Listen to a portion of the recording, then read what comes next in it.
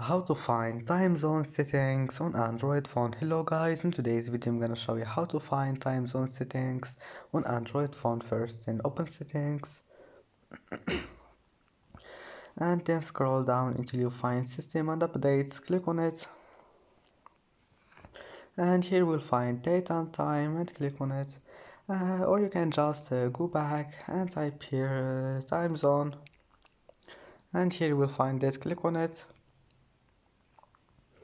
and here you can change it. It's easy, just click time zone and select any time zone you want here and then just go back. It will be saved, and that's how to find time zone settings on Android phone. And that's it for today's video.